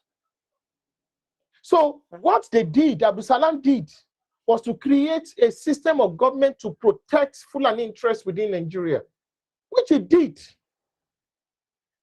So things like forex, deregulation, removal of subsidy, state police, because the reality is in the next 10, 20 years, we have the difference between the South and the North is going to be like America and North Korea or America and Afghanistan. Watch and see. We are going to have better security. For instance, we have the better economy. We have the better schools. We have the economic power is with us. So when you now have your own policing system that can protect your own people, you can build your railways. Can you compare the Lagos State Railway with Nigerian Railway, NRC? It's impossible. Because the structure doesn't permit, the structure of Nigeria does not permit efficiency and prosperity. Nigeria was built, the constitution was built to keep Nigeria united at all costs, not to prosper at all costs. It does not unleash the economic and technological potentials of the constituent units. Imagine if this issue of no private entity can build refinery, it is in constitution. Is it possible for us to have Dangote refinery today? It's impossible. But in a feudal system, go and look at feudalism, go and study the Russian monarchy, the French monarchy before the revolutions. These people don't care. This is the kind of system they are using in northern Nigeria. These are people that over 10 million children are roaming the streets. 10 million, more than 10 million. There are more people, more children between the age of, do you know what is now? 3 years, and those children will not be able to see their families for the next 30 years. Many of them are killed. Many of them are abused. All the Boko Haram leaders are from Almanjiris. Muhammad Shekau was an Almanjiri in Kano. Was an Almanjiri in Kano. How do you think they are doing this terrible and diabolical system? Because there's a problem in northern Nigeria. It's a Fulani minority rule dominating the majority. And they've eaten themselves in the version of Islam they are preaching. It's theocracy. That's why they want to import such system all over Nigeria. They want to import it all over Nigeria. They want to use it to put everybody at their same level. So these things that you guys are thinking about economic prosperity, they don't care about that. Look at the Gulf countries. Remove the petrodollars. They will become poor in the next 10, 20 years. What technology are they producing? Brothers and sisters, answer my question. Are they producing their technology? Are they producing? Nothing is going on there. They just have the petrodollars to finance their lifestyle. That's all. But look at Turkey. Turkey is the most industrialized country in the Islamic world. Turkey is the most industrialized country in the Islamic world. Why is Turkey like that? Because Turkey learned from what destroyed the Ottoman Empire. The Turks were called the sick men of Europe. What destroyed the Ottoman Empire? The Ottoman Empire was destroyed because the Ottoman Empire did not modernize. They were feudalists. It was just a big for nothing empire. It was just waiting to implode. That is what I say. I've said it several times. It is the human resources, it is the economy of the South that is making the North not to have imploded. North should have become another Congo, if ungovernable. You think without, do you know how much Nigeria spent in buying the billions of dollars Nigeria spent in buying military equipment every year? Nigeria has increased the salary of soldiers now. You know why? So that people will be motivated to join the army. They need fresh bodies. That's what they did in America. I'm not lying. You go to America, you are given scholarship, you are given all sorts of things, you get some abi. So a lot of people go and join the army. So you go and join the army now as a basic entry. You are collecting almost 200,000. And you are going to go and fight wars that is not certain you are going to come back. So that's the bitter truth. And in order to be able to keep this machinery going on, it's unfortunate. And that's why they are planning a coup d'etat. They planned a coup d'etat. These northern soldiers that were arrested because they knew Tinubu was destroying their privileges that was enshrined in that constitution. They do not have the majority. The Middle Belt and the South can change the Nigerian constitution, and they've seen that the president is doing it. That is what we are talking about as negotiated unity. Not everybody is interested in prosperity. How can you be interested in prosperity and you are keeping all your women at home and stopping them from working? That is close to 60% of your population. You are not rich in oil and gas, like the Saudis or the UAE. You are producing children at a rate that is more than guinea pigs. So how are you going to be able to sustain such a society? It's going to explode. And you are not even talking about economic prosperity. Look at what China did. One family, one children. When they needed to leave poverty, Vietnam did the same thing. Singapore did the same thing. Now, these countries are economically prosperous. They are very, very powerful. You can't break them. You can't crush them. But look at the Arab world. I'm sorry to say this. That's why Turkey is going to dominate the Arab world. Again, without Turkey, Israel will finish the entire Arab world. When Turkey was still recovering after the balkanization of the Ottoman Empire, and Israel was fighting the entire Arab countries in the Yom Kippur War, the 7-day war, all those wars, Turkey was not involved then because Turkey was still recovering. Now Turkey is back. That's why you see what Turkey is doing in Syria. That's why Iran is a different monster. Iran is not just sitting on oil and gas. Iran is manufacturing. Compared to this ideology, this laid-back ideology from the Arab world. You just sit down and be lavish lifestyle. Look at Saudi Arabia. Most of the soldiers that Saudi Arabia is using to prosecute its war is coming from Pakistan. Saudi Arabia is recruiting soldiers from Pakistan to be fighting their war. Last week, there was a military alliance between Saudi Arabia, Pakistan, and I'm sorry I've gone into geopolitics. Should I continue, Mr. Bakari? Madam. All right. Thank you so much. Should I continue? Should I just keep it up? I think baby trabaye. Are continue. I have a follow-up question. And my question is, we're seeing what Baba is doing. After this question, I would like us to look at what is the geopolitics or political nature of what's going to happen with this new alliance between Saudi, Pakistan, and you know what I'm talking about. Yeah. I'll break it down today. People are going to be shocked. Okay. Yeah. Yes, sir. Yeah, and you can hold on, Maria. You can be follow-up question. I have a follow-up question. And we're seeing what Baba is doing.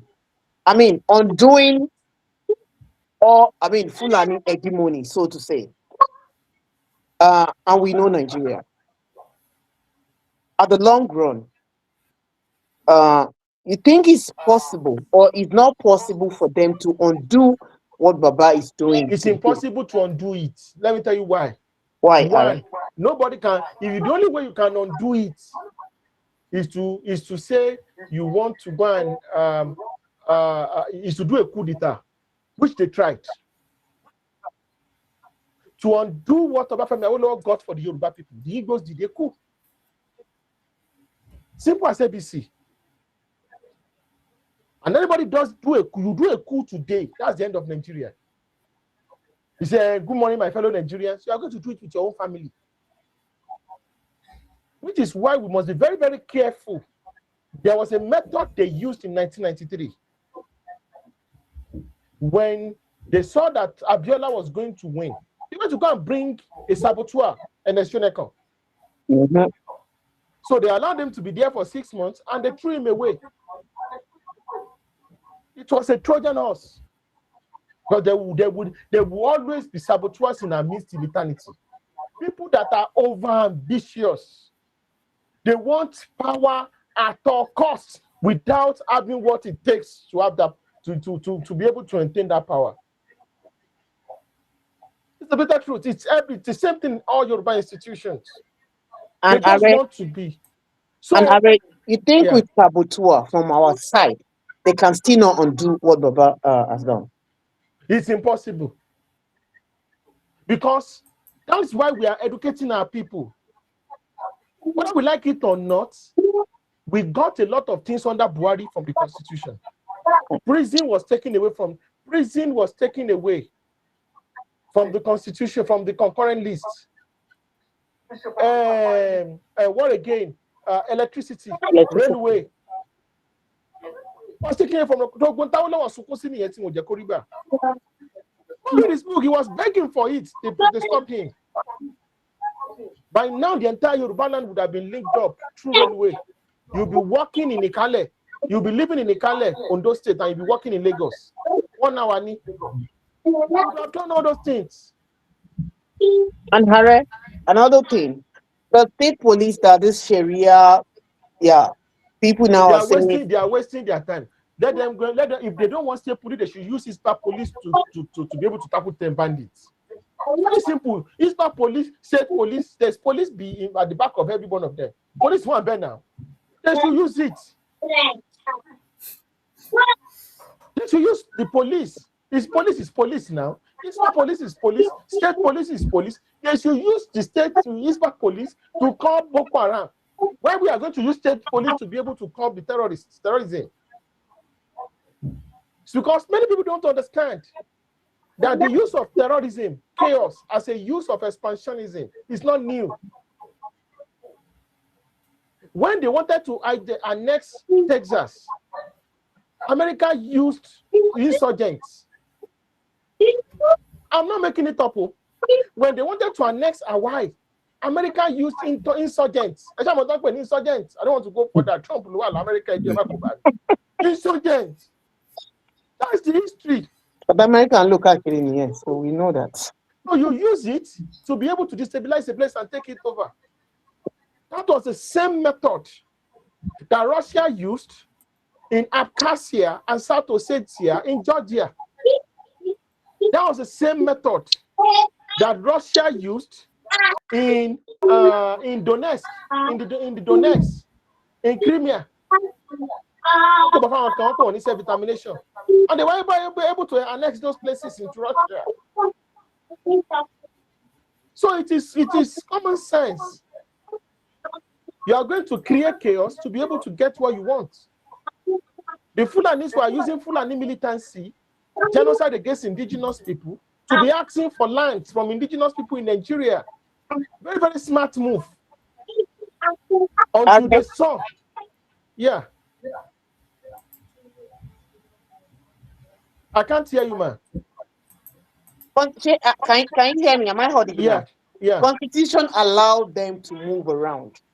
And I noticed the last time, I was because I was around in Lagos. When you have a powerful state police, they will run away. Don't you see the boat in Salo, East Africa? And They can only stay. what about all these the Alumanjiris? I mean, they are armless, and we are having troops of them in Yoruba land. If you have a good state police, it's a good state structure, a proper federal system, you are going to curb your space. You have a powerful state structure, you are going to take care of your space. But that's if we have our governors, our leaders, are they looking to that side? Are they looking at Populi, Voxi Dei, the voice of the people, the voice of God? Okay. Look, our governors are not superhumans. When this particular man, Makinde, was trying to play politics, you are trying to play politics in Orire. Did all of us not come out? Makinde knew his political future is at stake. Tinubu knew that event can turn the Yoruba people against him. They went to go and release our people and get our people out. Because Yoruba people are not going to keep quiet. Thanks to our it's left for us now not it to keep is left quiet. for us to be able to make sure only that's the point I want to bring out. When the Yoruba people of Kogi and Kwara were being killed, and this funny feudal minorities, Nilori and Kogi is Arewa land, Yoruba people, Sanegbo must not come. All of us stood up and said, Sanegbo is going there, and nothing will happen. Did anything happen? Nothing will happen. But once you are laid back, people will destroy you. That's it. People will destroy you. So, thank you so much, Are. That's wonderful. Anike Jagbola to do. Okay, mo kàn fẹ́ sọ pé mo ní àwọn èèyàn lókè ni. Oh, okay. Mr. Bakudele. So, I'm going to hear from Mommy Ekalema. Iroko igi àgbà ẹjọ́ má bínú. Mo mọ̀ pé àgbà wà níbi iroko tí yín náà bọ̀ ẹjọ́ àgbàlagbà ni Mommy Ekalema. Ẹ kálẹ́ o. Ẹ kálẹ́ Mommy. Ẹ kú òun ẹ kú iṣẹ́ o.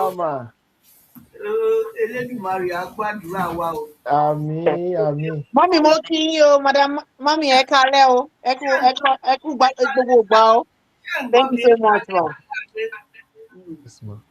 Mo fẹ́ bi ààrẹ pé the TYF Political Action Committee ṣé àti send memorandum lórí ṣe police sí àwọn committee tí president set up. Because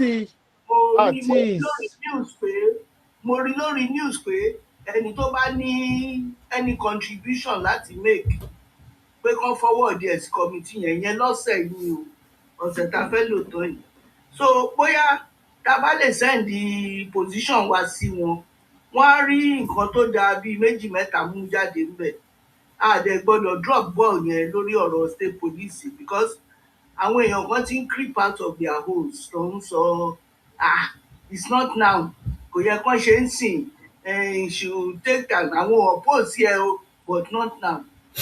This is an idea that should have been since they established Nigeria. Ẹ wá tún wá sọ pé it's not now nígbà wo wá ni now. So ìyẹn mo fẹ́ béèrè pé we must also submit to ló dàbí pé committee yẹn wá ti ní secretariat I'm not sure but wọ́n wá sórí television mo dẹ̀ gbọ́ tán sọ pé anybody tó bá ní nǹkan pé kì í ṣe idea àtàwọn nìkan pé so kan contribute mo ṣe ń béèrè pé ṣé TYF ti. Yes, ẹ ṣe tẹ ẹran alẹ́ tí ń sìn láti tẹ sọ fún wa ń sìn. Nǹkan méjì là ń dúró ẹ ṣe mà ẹ dárúkọ gbogbo gbà nǹkan méjì là ń dúró dè. Wọ́n máa fẹ́ ṣe public presentation a máa wà ń bẹ̀. Pé ibi tá a ti máa ṣe input wa then a dẹ̀ máa send tiwa náà síbẹ̀ lọ́rọ̀ náà. A máa ṣe. Mi gbọ́ ọjọ́ yẹn ni pé wọ́n ní káwọn èèyàn tó bá ní nǹkan sì kàn máa forward díẹ̀ sí wọn. A máa ṣe. Ṣé tó bá lọ jẹ́ pé tó bá ti dé public presentation yẹn àbí lè ṣe nǹkan kan lórí ẹ̀. A máa ṣe. Bó bá jẹ́ pé a máa wá influencer kan láàrin wọn ta lè kọ gbé fóònù náà lè. ìwé tí fẹ́ parí mà ìwé tí fẹ́ parí mà èyí tó pọ̀ jù ní ìwé yẹn àti kọ́ tán. Even gan, mommy, we are collaborating with Dawn Commission. Ẹ ṣáà bá ń collaborate pẹ̀lú Dawn Commission. I'm aware of that. Àti Afẹ́nifẹ́re àtàwọn bàbá wa. Mo máa ń make sure pé tí n bá gbọ́ àwọn other stations tó máa gbọ́ NTA because NTA yẹn gan ló máa dwell on nǹkan tíjọba àwọn yòókù wọ́n kàn wá bẹ̀ láti jẹun ni NTA ní tíjọba mi ṣe advertisement NTA o but bí ìjọba bá ṣe ń ronú ẹni NTA lẹ ti máa gbọ́. Mo lórí ẹ̀dẹ̀ mo ti gbọ́njọ́ yẹn pé wọ́n ní tí wọ́n ṣe meeting tọ́tọ́ wá ní kò ní wà resistant sáwọn pé ẹni tó bá ní idea oríṣiríṣi kan mú wá àwọn á lò.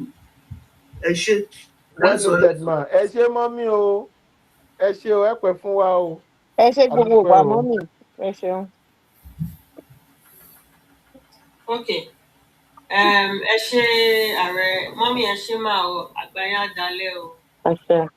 Ẹ túbọ̀ pẹ́ fún wa gbọ̀n. So ìrókò igi àgbà tí ló kù ìjọba sì fẹ́ sọ̀rọ̀ ẹ jẹ́ rẹ̀. For now, I don't have anybody else. For now. And yeah. Ṣáyìn òní ìbéèrè ni àǹtí Àníkẹ́. Ààrẹ ìbéèrè wo lèmi tún fẹ́ béèrè ara nu lé ni mí. Ó jẹ̀bi tó ṣàrà oko. Ó ṣàrà lólé ọkọ̀rà ní o. Ará Ìlọrin ni o. Dìbì kan mọ́. Kí lẹ pé yìí? Ara kó ara. Ọmọ ni ọmọ. Mr. Bakare, ó yẹ kẹ́lẹ̀ distinguish between ọmọ àti ará. Ààrẹ, ẹ jẹ́ ká sáré ṣe 10 minutes lórí geopolitics Saudi Arabia, Pakistan, and I know people would love to know what is actually going on ní àárín yẹn. Because these people are going to NATO now. Wọ́n tún kí NATO bọ̀ náà ẹ̀. Kò wá di pé wọ́n ṣà ń po ráìsì mọ́ ẹ̀wà. Yeah, go ahead, Ààrẹ. Thank you. Okay, thank you so much. Madam Ajoke Shediba, mute. Yeah. Thank you so much. The world is changing, and I would have loved to hear from Iroko Inogi. It's somebody I know. It's a very long. It's based in Canada. I know him. It's been a while I heard his voice, more than 2 years. So somebody I know. Thank you so much, sir. I will say something tonight that many people don't know. Saudi Arabia does not have its own army. What Saudi Arabia does is to buy its own security. That's why money is extremely important. You can buy anything. Saudi Arabia is buying security, which is why I will say something about Saudi Arabia and why it does what it's doing. Well, Saudi Arabia was not exporting Wahhabism until 1970s. Immediately there was a revolution in Iran. And because the revolution was based on republicanism, that the Islamic monarchies were extremely corrupt, Saudi Arabia became very, very afraid because almost 30% of Saudi Arabia are Shiites. They were afraid of a revolution taking place in their homeland too because there were issues, especially their own radicals. What did they do? They started exporting Wahhabism, their own type of Islam. Every country has its own type of Islam. And every country has its own type of Christianity. People don't know this. Let me break it down. The Christianity in Russia is different from the Christianity in Ethiopia. Christianity in Ethiopia is different from the Christianity in Italy. The Christianity in Spain is different from the Christianity in the United Kingdom. Anglican ló wà ní United Kingdom. Catholic ló wà ní Spain. One day yàtọ̀. The Christianity in Sweden, Swedish Orthodox Christianity, is different from the Christianity in Denmark. Wọ́n yàtọ̀ síra wọn. Islam tó wà ní Iran ó yàtọ̀ sí Islam tó wà ní Saudi Arabia. The Islam in Saudi Arabia is different from the Islam in Turkey, which is why Turkey is secular. These are fundamentals. The Christianity in Yoruba land is different from the Christianity in Igbo land. There is Kerubu and Seraphu here. There's no Kerubu and Seraphu there. There is Sele here. There's no Sele there. You must understand this fundamental difference. So they started exporting their own type of Islam to project power, which is why Yoruba land is getting more powerful. Because even in Christianity, where the redeemed, deeper life, one way or the other, is bringing Yoruba land to become more powerful, because a lot of people are looking into redemption camp, Kumuyi, Sangwater, Covenant, as their spiritual homeland. Am I lying? Really? That's power, raw power. Today, I gave 2-3 lectures on theocratic colonialism. It's the most potent use of empire building. So with unlimited petrodollars, unlimited. Let me repeat, unlimited petrodollars. And Wahhabism, they were exporting it throughout the world. And they were changing and overthrowing government and creating chaos. So, but they now understand that Saudi Arabia cannot build the military industrial complex that Turkey has. If you want cheap drones, the best missile defense system, the best technology, in a very cheap way, low budget, go to Turkey. As if most of the wars now, in Libya, in everything, everybody's using Turkish military. Even Burkina Faso is buying Turkish hardware because it's superb. And it's very cheap. And it's very cheap. That is why the Western world, America, they are tolerating Turkey and say, oh, Turkey will like you, because they know Turkey has, they have heaven on ground. That's the bitter truth. What Pakistan has? Pakistan has nuclear weapon. Pakistan has nuclear weapon to negotiate. Add power. It is the only Islamic country in the world with a nuclear weapon. Secondly, Pakistan can say, Saudi Arabia, take 10 million soldiers, and they go and use it to go and fight. And Saudi Arabia will pay Pakistan for them. It's like you are paying laborers. And that's why Saudi Arabia, let me tell you what Saudi Arabia, you go to Saudi Arabian army, many of their foot soldiers are Pakistani men.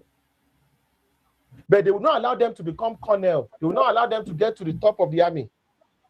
But they are the foot soldiers. Am I making sense, sir? Everybody. So the same thing Saudi Arabia did. Saudi Arabia has been bringing low-skilled, cheap, expendables, men, people from Sudan to come and fight their wars.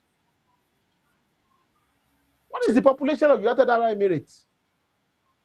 But they can hire soldiers to come and fight.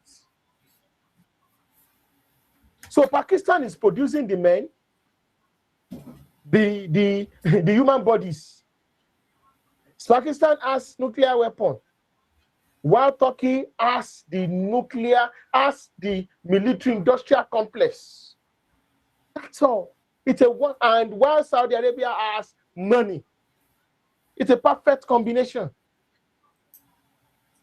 Perfect combination. You look at Nigeria, northern Nigeria, that's why this issue of I don't think it's possible That's why we must find a way to insulate ourselves from the Northwest. It's a problem. It's a problem. Because you see the few Hausa boys, men that are now educated, see the way they are speaking, and openly speaking against Fulani hegemony. That is what is going to happen if Northwestern Nigeria becomes exposed and sophisticated. There will be a revolution there. This democracy is going to create problem in Northwest Nigeria. If the Hausa people are able to band together and to be able to fight for themselves. That is why you see that there's no democracy in Rwanda. Because in Rwanda, it is the minority Tutsis that conquered the majority Bantu Hutus 600 years ago, 500, 600 years ago, that are ruling there. So when Kagame leaves, another person will get there, there will be Tutsis. No democracy. But in our own case, that's why you see what is happening in Ilori. I don't want to go into that place, but that is what is going to happen. I'm not perturbed. Saudi Arabia is just looking for, is looking for the ability to be able to survive. Because the Houthis are hell bent on destroying Saudi Arabia. They are not, they will never forgive Saudi Arabia. So, well, if you look at that map in the Middle East, in the Indian Ocean, Iran has blocked the Strait of Hormuz. The Houthis want to block the Red Sea. They want to paralyze the entire world economy. They want to bankrupt Saudi Arabia. The money you think you have, UAE now is losing money. UAE cannot export oil. Iran has bankrupted UAE. So Houthis are also doing the same thing. And Saudi Arabia does not trust Israel. They don't trust Israel. So they need people that are going to be fighting men, ready supply of men. Pakistan will give them. So the next people they also need, who is going to give them supplies of guns and ammunition? They don't trust Russia. They don't trust the West. Turkey will give them. So they are aligning with Turkey. And what Turkey is saying is, look, Turkey is projecting itself as the defender and defender of the Islamic world for the past 400, 500 years. Turkey is telling them, hey, during the Ottoman Empire, I defended all of you. Let me resume my duty back. And unfortunately, for them, Turkey has the brain. Turkeys, they are Europeans in white skin. They are Europeans. Let's be sincere, very brilliant. But they are Muslims. And they are capable to be able to compete with anybody in the world. So the Arab world is learning the hard way. I'm sorry to say this. Apart from exporting religious funds, that's why I said theocratic colonialism and Arabization. Once you are able to stop the Arabs from spreading you spread them for spreading Wahhabism, you've been able to defeat them. Once you are able to stop the Fulanis to continue to say they are the defenders of the Umas, they are the custodian of Islam in West Africa, then we've been able to stop them from this diabolical agenda. I think I've been able to explain this question. It's all power, great power games, which is why our people, by fire, by force, their brain must be opened. If the brains of the people, Yoruba people of Ilori open, which it is already open, they must open. This hegemony will be thrown into the dustbin overnight. That's it. It is not. There is nothing religious in what the Fulanis are doing. It is politics. Politics in it. Politics in it. Thank you so much. Thank you very much. Yeah, Anike, from your end, where are we? Do you have any more questions or contribution from your end? Nobody for now. I don't know if Mr. Bamidele, I see you. You wanted to talk. Let your request, Mike. Network, Mr. Uh, Bamdele, is always a problem. yeah, I think so. And then the other person, I can't see them, but maybe our people just don't have questions today. Eh, bóyá àmọ́ bóyá omi tútù ti ń dé ibi tí bàtà ti ń ta gbogbo wa ni, because èmi gan kò jọ pé mi gan ní question lè. But let's hope that, to be honest, we are not, me particularly, I'm not worried about 2027. Ashwaju has already won for me, and I think somebody is coming up.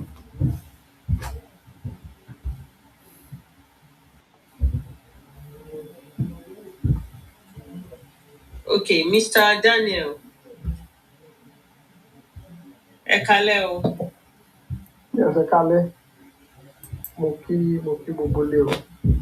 Mo dẹ̀ kí ààrẹ, mo kí ààrẹ especially because ààrẹ has been an inspiration to everybody, especially in this dispensation of Yoruba civilization. And we thank Eledumare for bringing somebody like him into the politics. Well, nǹkan tẹ́mi kàn fẹ́ sọ ni is something I've been considering for a while, and it has been a source of how do I put it now? A sort of dissatisfaction about the kind of ideology how youth are turning. You know, I'm a youth also, and I have a lot of friends, and most of the things that I've heard tonight and that I've been hearing from TYF, there are things that I feel, an average Yoruba youth should know on the streets. Because if people are filled with enough ideology, then it can easily form an alarm system in their minds if a strange ideology is going to come.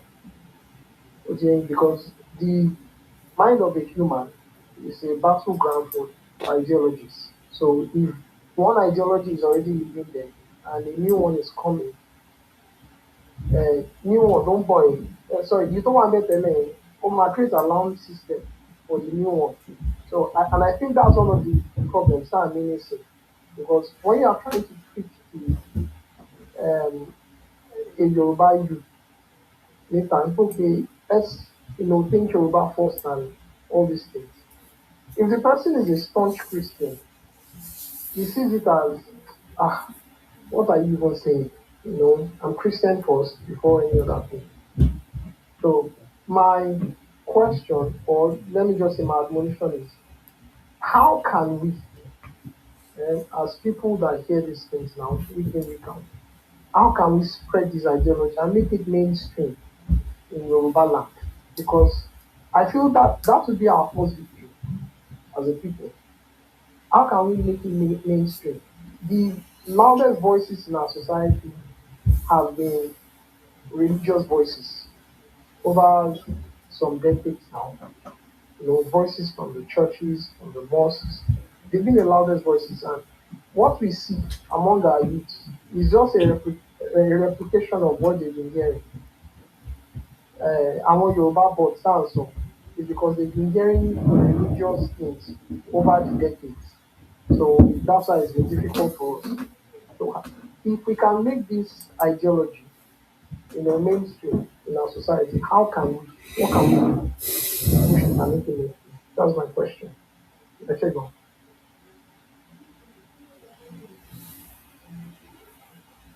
You are muted, Are.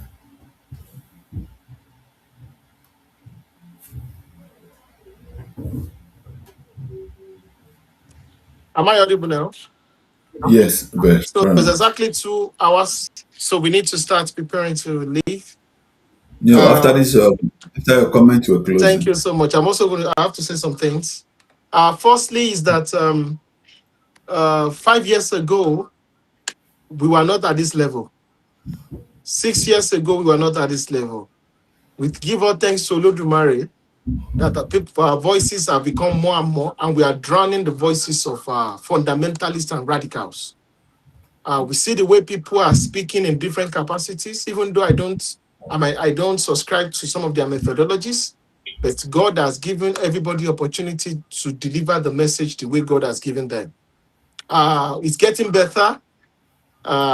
We can boldly say, "Think Yoruba first." We go to national television, we go to different places. God has been good, and we just need to continue doing what we're doing. I don't believe the message is far spread than you think. It's far spread than you think. So we are holding our political elite, holding them to account, and we are not allowing them to get away with indiscipline anymore. So don't worry, sir. Everything is fine. I also want to say something. Please kindly follow, subscribe to all our channels. Anytime you see TYF platforms, we beg you in the name of Olodumare, repost, retweet. Please, we beg you, follow everybody on stage. We have to continue to build this community. And Anike, are you there? Please help me to, unfortunately, can you put the Twitter, the Telegram link for the thought builders? Because we want a lot of people to join that platform. Therefore, we are going to be looking for making sure that we have the opportunity to engage. We are going to answer more questions to be able to get this done. Things are very better. Things are very better. We continue to push the extremists and ensure that they do not speak for us. Please, I saw some people saying, I said the Christianity in the West, somebody was sending to me. That's the problem. A lot of people are not intelligent, but they want to speak in public. And that is the dangers of Western liberalism. They don't know. They also want to have an opinion. It is common sense that Protestantism is different from Catholicism. Serbian Orthodoxy Christianity is different from Indian Orthodoxy Christianity. The Coptic Church is different from the Syriac Orthodoxy. It's common sense. It's common sense. The Catholic Church is different from Pentecostalism. Catholic, you can't compare the doctrines, the value system of Catholicism, and you are comparing it to Anglicanism. It's common sense. So I also spoke about the issue of when I say Saudi Arabia does not have a strong military. The Saudi Arabia has never won any victory. Sure, apart from after they were helped by the British in creating Saudi Arabia, the House of Al Saud. Which war has Saudi Arabia won in the Middle East? Which war? None. So that's why they are getting contractors. They are using all sort of foreign mercenaries to be able to fight their wars. They were fighting the Houthis. They were borrowing hooligans, militias, and terrorists, jihadists. They were bringing them from Sudan, from the RSF, Rapid Support Force, to go and be fighting against the Houthis 2, 3, 4 years ago. I wonder, that's not an army. They are points. That's the bitter true petrodollars. That's the reality. Let's even talk about the Fulanis. Do they even have an army? They don't. They always use the local people. Araina Tima recruits to have destroy Arain. That's what they did in Lorin.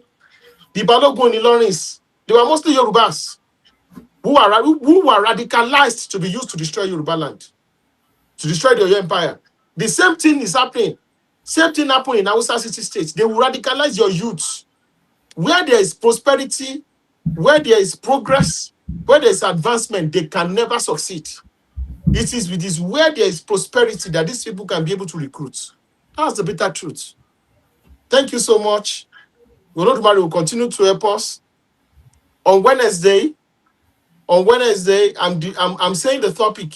The topic is going to be why Nigeria must not fall. I'm saying it because it's a topic that we must be prepared for.